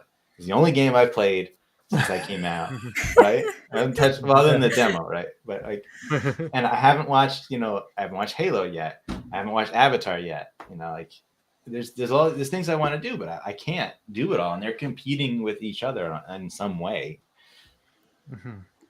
Well, it's because you want to play Persona 3 Reload. That's why. I mean, you can put it down and watch those shows, but you don't. You want to continue with Persona 3 Reload because you're really enjoying it. Yeah, I want to play, and I want to see it to the end. I'm not gonna stop. At this point. Yeah. Really help Carl. A Steam Deck. You could play at the same time. I can't. No, how can I focus? You're watching TV. No, Carl, I think what you need to do is just recharge your Switch back up, pull up Triangle Strategy again. I gotta play a third one. All right. See, and I'm gonna go straight into Unicorn Overlord, which is gonna be another very long game. 50, 60-hour game. Yeah, right. Well, coming up, I'm trying to combine the entertainment with the gaming if I get a chance, because obviously we're going to talk about this in the additional content here on the Arena Productions, but the series Shogun that's out now, and I'm going to talk about. That's another one I want to watch. That I'm going to talk about that a little more in detail later on in the show, but I want to play Rise of the Ronin in conjunction with Shogun, even though it's a good 200 years difference. But I'm really excited for that. So, all right. So that was our. One thing I just want to say about the Sony layoffs, right? Because I know that we kind of there's a broad topic we got into there, but I do also kind of say there's been layoffs with a lot of these companies, and EA and Sony are good examples. Of just saying you guys are really successful, right? Why are you doing this? Sony's the market leader, right? I think we didn't talk about that. It's weird that they are laying off so much. You see Xbox doing it, and a lot of that was ABK, and we know ABK had a lot of issues, right? And there is this idea that was already sort of planned, and they were going along with that. But could they? Obviously, yes, they could afford to not do things like that, but they are not the market leader, right? They are third place, and they are not doing that. So Nintendo is the only one, right, who is not doing this. They are the ones who they're wildly successful too, so you wouldn't think they would do it. But everybody else who is making profits is still doing it. They are not. So well, on the flip side, devil's advocate, Carl. Microsoft, they're not the market leader, but they're a $1 trillion company. A $1 trillion company. Well, not because of Xbox and. But it's Microsoft, which owns Xbox. Microsoft is so. Yeah, but taking, as Carl said, the case of Nintendo, the CEO took a 50% cut on his payoff to keep the team. And you guys remember the notes where PlayStation was not going to meet the standards or the profit goals. So choices, right? Nintendo chose to cut the CEO's payoff to keep the workers, and PlayStation decided, no, the workers need to go so we can, maybe get our profit margins, Oh, actually, I want to ask you specifically, because people have been saying this, but maybe you know more. They said that in Japan, the way the laws are structured and the way, I guess maybe culturally, layoffs maybe don't happen as easily or as often. Right. Yeah. Well, a lot. Some of it is financial. I mean, but I mean the way that people are paid here in Japan are different than in other parts of the world, particularly the United States. I mean, you can make a lot more money in the U.S. at the moment, but it falls back to the culture. I mean, in American culture, I mean, to stay in a company for like 3 years or more is kind of a thing of the past, right? I mean, a lot of people are I've heard that's actually bouncing. bad for your resume now. if you're with the Oh my company too long. God. But Yeah. you know what I'm saying, though. I mean, whereas in Japan, it's still, a lot of people tend to stay with a particular company because in Japanese culture, the company is like your family. So, to be let go, I mean, it would have to be a pretty drastic situation, whether it's bankruptcy or something like that. So you still don't see the younger generation is changing a bit, but still that old mentality is drained into them where, if you're going to become an engineer, so to speak, and you're going to work for Toyota, you're going to work for Honda, if you're into, car, like manufacturing or something like that, you're going to stay in that company for your whole career, most likely. And I guess, when it comes to the gaming industry out here, there are some, shady aspects to it all when it comes to how companies treat their employees, especially in the gaming industry and in the big companies. But, usually people tend to stick where they are unless something drastic happens. Well, correct me if I'm wrong, because like I've heard from interviews, it's more like kind of like honor based that if you stick with me, I'll stick with you. Like because they've like I know Iwata had said several times, he's like, Right. if we just cut people to just keep so the profit stays better for us, Right. all the people that are working under us right now are going to feel. When am I going to go? Am I going to go in 6 months, 3 years from now? Am I just going to get chopped off because the Wii U didn't do well or whatever? This game didn't do as well, and it doesn't harbor good work culture and motivational mindset. And that help with the products that they're coming, which is it's like what I would love to see that come over into the North American studios. Love to see it. Yeah, like so what? Like I'll use Bobby Kotick for example. If Bobby Kotick would have took pay cuts and shit like that, and got rid of his bonuses and all that, and kept more people and all that, the motivation people would be I'd wonder to see how the industry would change and how some of these games would come out. I mean the honor based system has a big impact on the culture when it comes to the corporate structure out here in Japan. So all right, so let's go ahead and move on. So that was our topic of the show. To happier news, hopefully. The happier news, hopefully, for sure. Yes.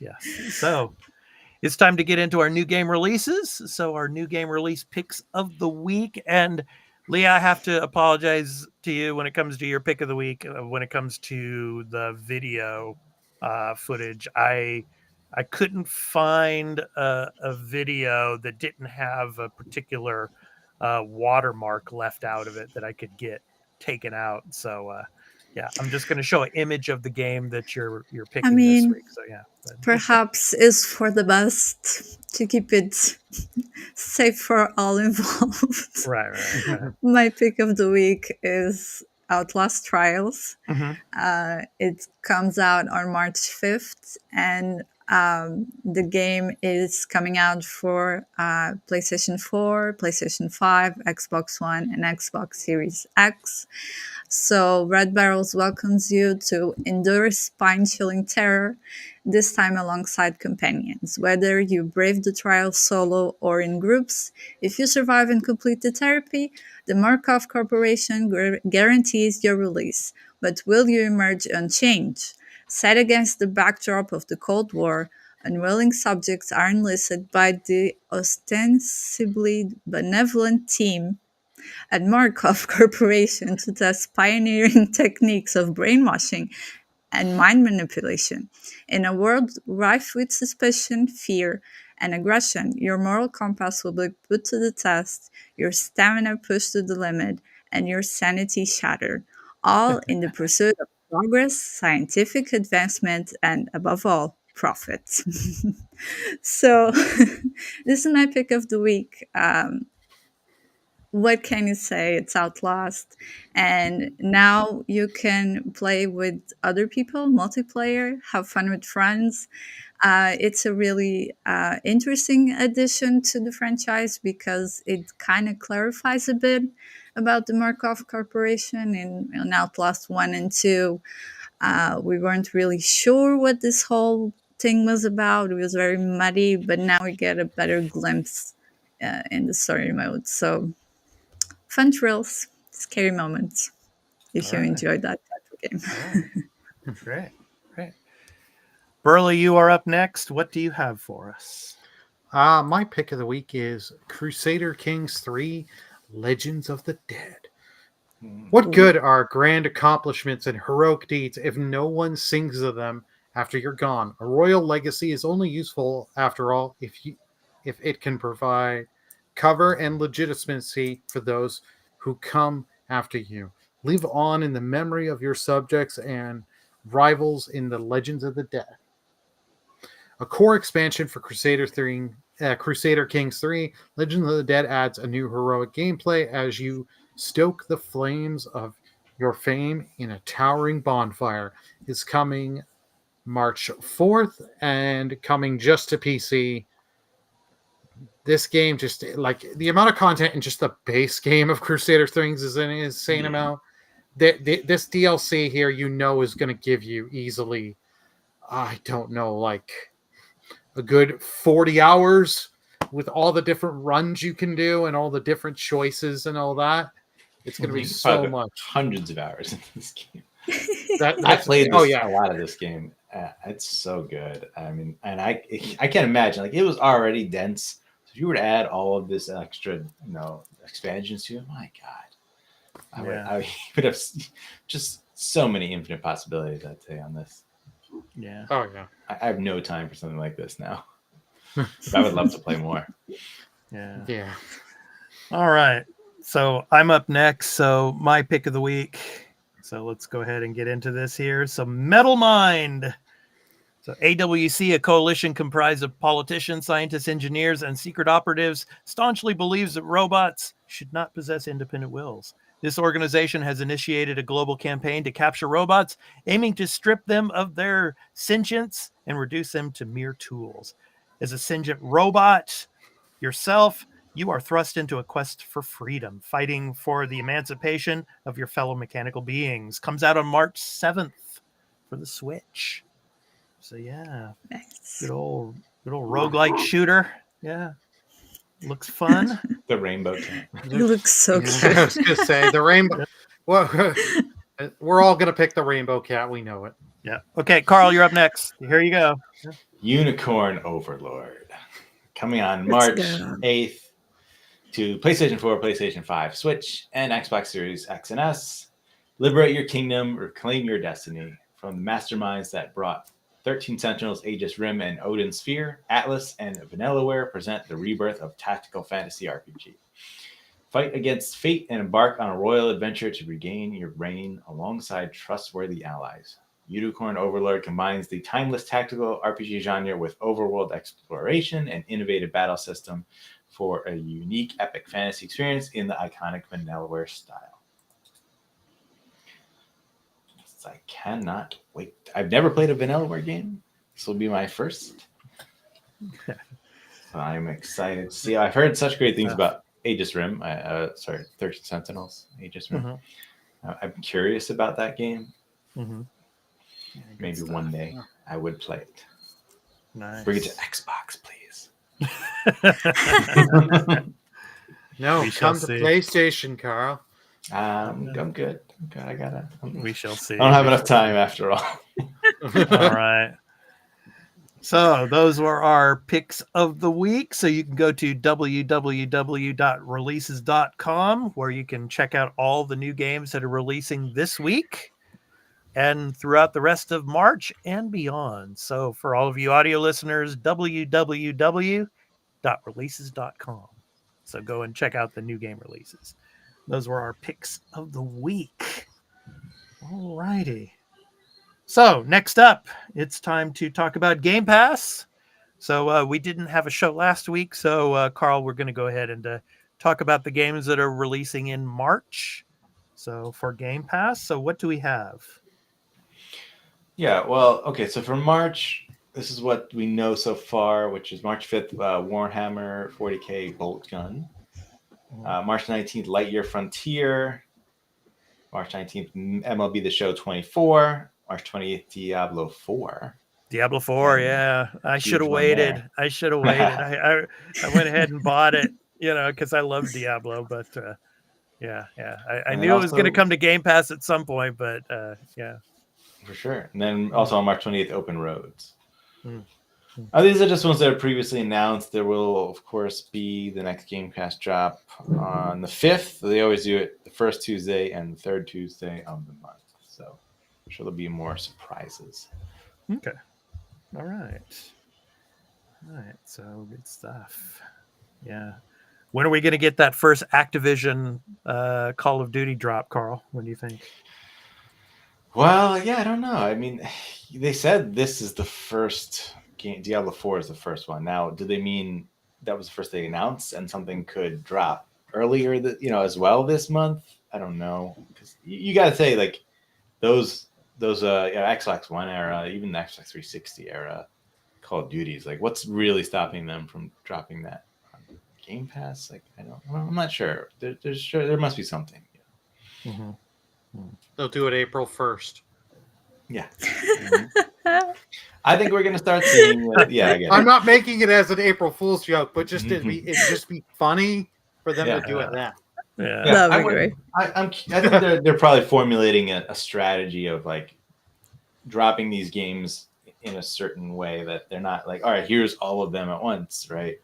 Like so, or do they like? Do we want to do? Here's a bunch of Call of Duties, or let's say this era of Call of Duties, or cherry picking one from here, 360, and one from Xbox One era, and then next month is another from 360 era. I don't know. Like there's a lot of ways it could be done. So I'm excited to see. I just want to see Deadpool. That was an Activision game. You remember that one? Yes. It was a 360 PS3 era, I believe, and there might have been an upgraded They version. ported it to Xbox One and PS4, yeah. Yeah, I mean, you should make sure you release that somewhere around the release of the movie, right? The new Deadpool Wolverine movie. Yeah. Really, really capitalize on that hype. Yeah. All right, Burley, you're up next. So we get the PS Plus Essentials for March. So what do we got there? Yeah.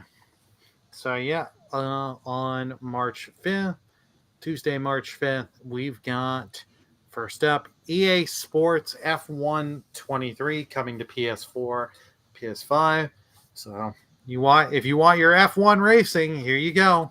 Mm-hmm. You got last year's F1 racing. The next game. Now this is one. This is such a great game. Sifu. Coming to PS4, PS5. This was a AA game. I waited till it got physically released. This is a must-play game. Like if you don't want to play on the original kind of difficulty, they have made more difficulty options to make it more accessible. Highly recommend playing this game. And if you like it, do the second playthrough because so that way you can get the better ending because it is so good. Highly recommend. The next game, Hello Neighbor 2, coming to PS4 and PS5. Interesting. So this one, I know I've seen the first game of you just sneaking around and trying to get past the neighbor and get in the house and all this and all this stuff in that neighbor. He can come out just out of nowhere. All that. So they're really leaning more towards the horror theme. Yeah. Good stuff. And the last one, Destiny 2, the Witch Queen expansion. Now, so you've got that coming to PS4, PS5. But one of the things that people note that's not on this PlayStation blog, if you get it through this, you can't get any like certain of the trophies you cannot get, which is just such a dumb and stupid weird. thing. No, like Bungie has been doing this with Destiny 2 with certain expansions. They take it offline and stuff, so you can't do it because they want to focus and make you buy the new expansion. So it's this is just weird that they're giving you it, but not fully giving you everything with it, which is I'm not a fan of. But if you if you have the free Destiny 2, because they kept giving base Destiny 2 away for free on every platform anytime, you've got some extra content for it. Nice. All right. So that's the essential lineup, Burley. Yeah. So for this month. All right. So yeah, definitely check out Sifu. I mean, Sifu's really cool. That's a cool game, and it's funny how you age throughout the game. So yeah. You start as this young whippersnapper, and then you turn into like the old guy. Yeah, the old Kung Fu master. You can get up to like 60 or 70 something. Yeah. But it is fun, and then like you can get like, because it's one of those roguelites. As you get upgrades and stuff, you can get stuff to reduce. If I'm not mistaken, one of the coins and upgrade things you can get is to reduce the amount you age every time. Yeah. And one of the nice thing is that they added with updates is if you go into the second level, for example, you start out at age 20. Yeah. You go through that second level, midway through, you get into your 40s. It allows you to reload and you start that level again back at age 20 to just help you. So you can practice the levels so you don't feel like your first attempt, if you die a lot, feel like, oh no, I'm not good. You can go back to give yourself better runs. Cool. All right. Okay, so next up, it's time to talk about our programming notes for the Arena Productions. So we, of course, the gaming, entertainment, pop culture related entertainment hub here on the Arena Productions on YouTube. So first up, let's get to some of the other gaming content that we've made over the past couple of weeks, because last week we did not have a show. So I want to go through some of the stuff that we've been making content for here. So Burley, why don't you explain here your gameplay deep dive for the Arena Extra Take that you and Fryman14 did? Can you elaborate on that a little bit? Yeah, so in this video, you got me and Fryman talking our experiences and what Helldivers 2 is, and we've got some footage thanks to provided through Fryman just showing different aspects of the game, showing you what it's like to play the game, and us going over and giving our thoughts. Just one quick thing, though. This was made before the server increase, so we do talk about some of the problems that have now been fixed. But we just figured I'd make mention of that. But please do go check it out. We'd love to see what everyone thinks on this video. Okay. And next up, Fubu's Final Fantasy VII Rebirth gameplay review. Now, I just want to say next week's episode, we're going to be focusing a lot more on Final Fantasy VII Rebirth. We've got Genki Gamer over on Twitter coming on in with us again to be our a guest on the show. But I just want to say one thing about this review, just kind of a warning about this review. Oh no, it needs a warning. Fubu is a big Final Fantasy VII fan. Yes. And so Burley isn't. He's bigger than you are, I think, Burley. I'll bet some spiritual opium on that one. But when it comes to the review, especially, yes, you're gonna have to come in understanding that Fubu is a big fan of Final Fantasy VII. So his thoughts on this game, I mean, if you give a review a 10 out of 10, that means it's perfect. I'll let you watch it, and you'll find out what score he gives this game. But I mean, Yeah, go ahead, Just Leah. to add up, this is the edited version that I Yeah. edited. Right. Oh. Yeah. So I give a couple snaps. So this is like the condensed version. So a little heads up for next episode. We're gonna talk a lot about Final Fantasy. Fubu will go wild. I feel like Well, we don't even need to do an introduction. We can get well, easily 2 hours of Final Fantasy. between him and Genki and then Burley thrown in, yeah, I might not have to talk at all. You're literally just go, hi, I'm X-Pac. Carl and I Let's will go to just the talk show. about Xbox stuff on the side while these guys these three we'll go on. check Yeah. out for a little bit. Yeah.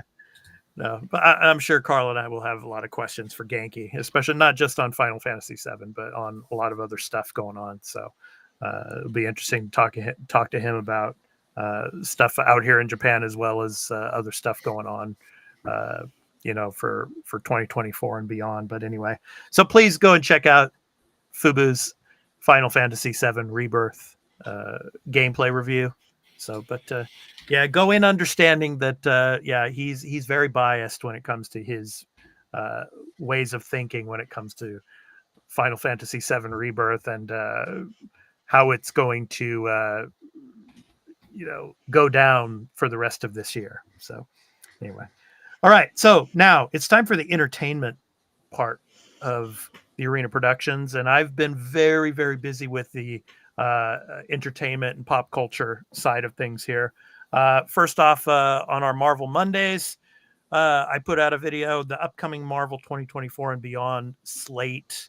Obviously, we've got the Deadpool Wolverine movie coming out, Fantastic Four. We got the of course the cast revealed for it, and of course X-Men 97, which is starting this month, starting on March 20th. So I'm going to be doing review episodes for that, and hopefully when the season finishes, we can do a roundtable discussion of that as well.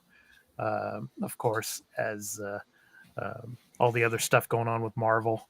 So for our the Marvelous Marvel Discussion Arena. So yeah, X-Men 97 is going to be good. I'm really excited for it.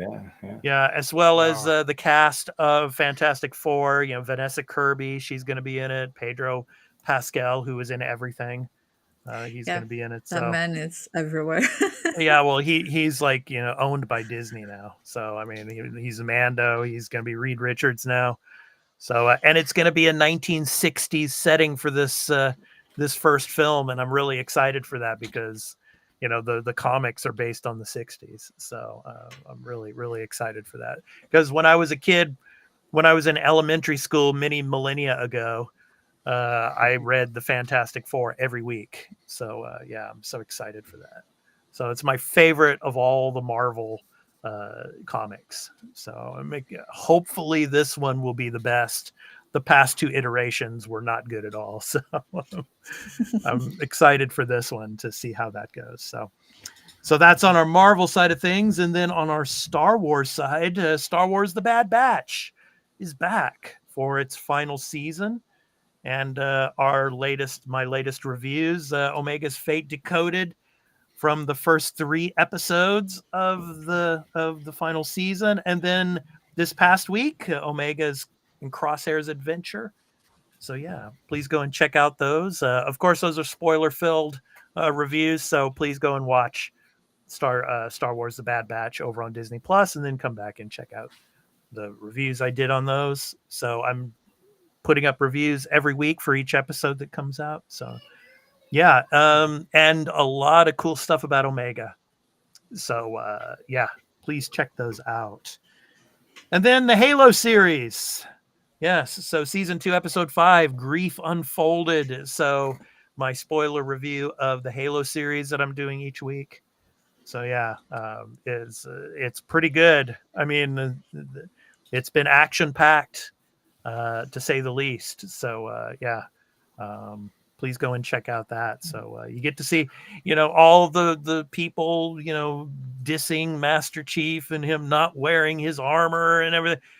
he's pretty good. I mean, he's got a soul, and yeah, it's interesting. Please check it out. So Yeah, I've heard good things. I liked season 1, and there's flaws to it for sure, but I've heard this one's better, so I'm excited. It is. Start watching it. Oh yes, and the action scenes in are just amazing. So yeah, and a lot of the characters that you see in the video games, I mean, as they're brought to real life action, I mean, they look pretty horrifying. So yeah, if you have Game Pass Ultimate in the US, I don't know about anywhere else, but they have a perk right now where you get a free month trial of Paramount Plus. Yes. So yes. I'm gonna activate that soon. As soon as I get the as soon as I like get to watch something, I'm gonna do it, and then I'll start watching it, and I can, at this point I can get all the episodes. Yeah, because I want to do a roundtable discussion when the season ends, so we can discuss, the season 2. So yeah, good stuff. All right, and next up, this one is close to my heart here. So the Shogun series. Why you should watch this series? Now this is really, really good. Now, this is based on the James Clavell novel that came out years ago.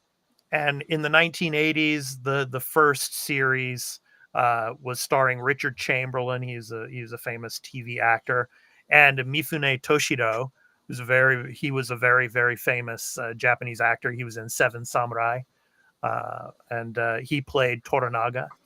But in this adaptation, Toranaga-san is played by Sanada Hiroyuki, and he's one of my favorite Japanese actors. It's based on of course, the end of the Sengoku era and the beginning of the Tokugawa shogunate. So basically, Toranaga's character is Tokugawa Ieyasu, and the Blackthorn character in historical. In history was named William Adams, and he became a advisor to Tokugawa Ieyasu.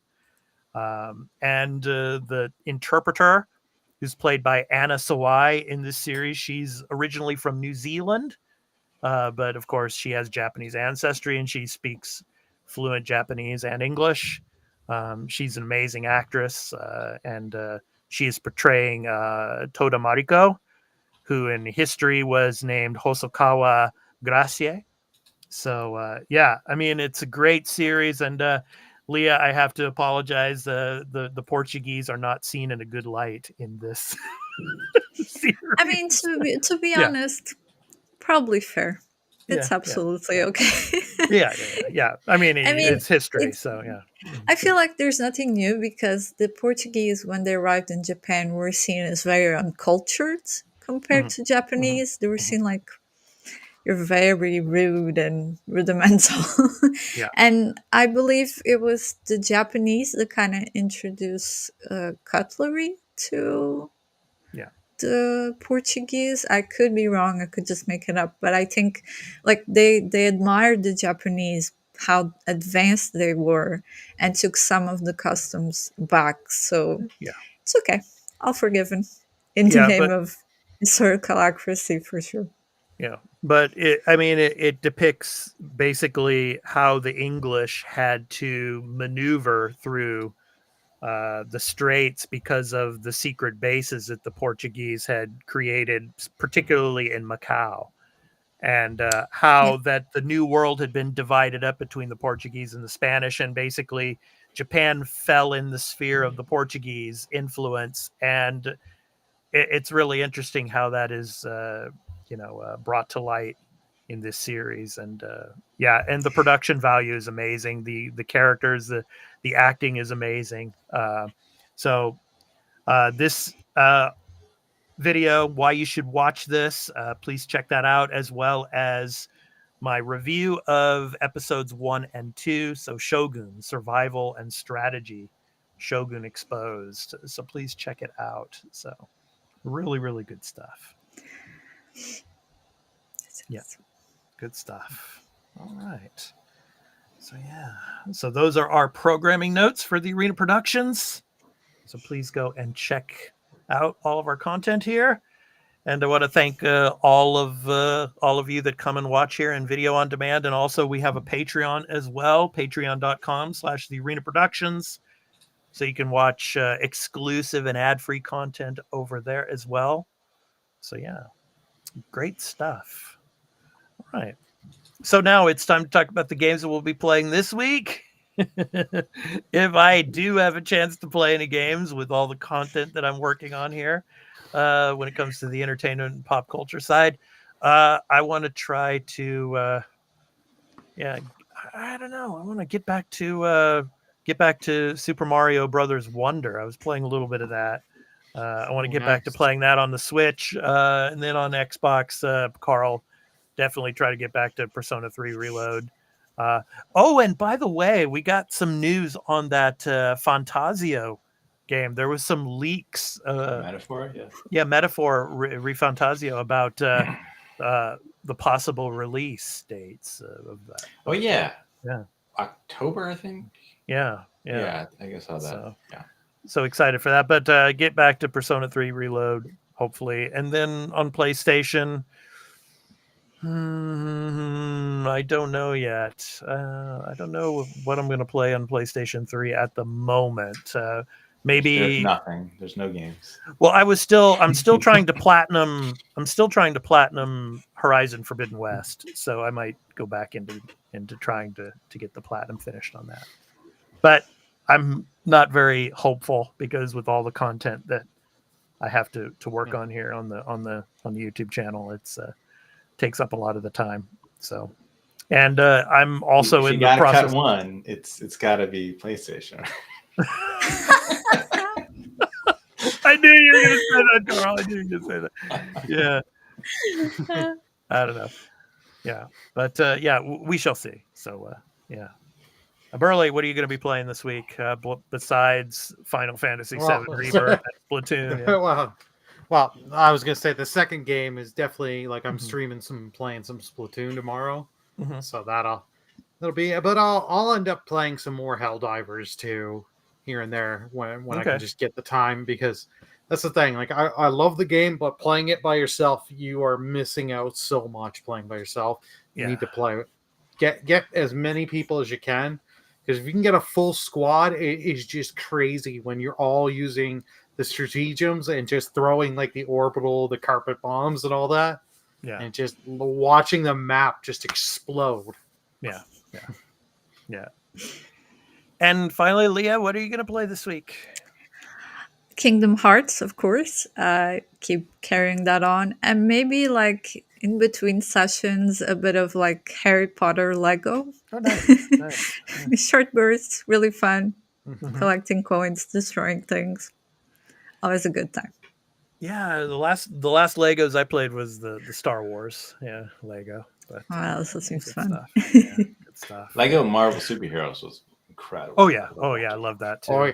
Yeah. All those Lego games, you know what, those don't get enough attention.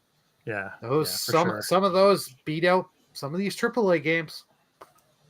Oh yeah, for sure. So hopefully, I will say they make a great summary of the story. It's fantastic. I love the cutscenes, especially for the Harry Potter games. Yeah, and I will say they do have a lot of attention to detail, because I was at the end of the first game, and I was like, why can't I hit Voldemort? And then I remember, oh yeah, he touches him and then he dies, so I just need to cross over to kind of touch him and do damage. And so that's a really clever nod to the original story. Sorry, Carl, I interrupted you. No, that's fine. I was gonna say hopefully next Saturday I should have something for a show like Burley. I did pre-order the collector's edition of Unicorn Overlord. And there's stuff in there. So as long as GameStop on either the 8th or the 9th, I should have it for you. Cool. Very fun. All right. Before that game comes. Yep. All right. So it's time to end our show with our indie recording artist spotlight. So every week we spotlight a particular indie recording artist, and then we do an outro. So this week's spotlight is on Amber. Born in Barcelona, Amber began his musical studies at the early age of 10, specializing in saxophone. He participated in various bands, orchestras, and groups, eventually performing in festivals across Spain. He has earned himself international recognition and awards from the International Festival of Environmental Films of Chefchaouen and the PlayStation Talents Music Award from his album titled Beyond, and the song is called Stars. So this has been The Arena, a multi-platform gaming news podcast, episode 165. I've been your host, Expat, along with my co-hosts, Burley of Burleyman Gaming, Turn-Based Carl, and Leah the Hatless. So we hope to catch you in the next one. And next week, we have our special guest coming back, Genki Gamer. And we'll probably have Fuba back, and we'll be talking about Final Fantasy VII Rebirth a lot in the next episode. So stay tuned for that. So anyway, take care, everyone. Have a great week of gaming, and we hope to catch you in the next one. So peace out.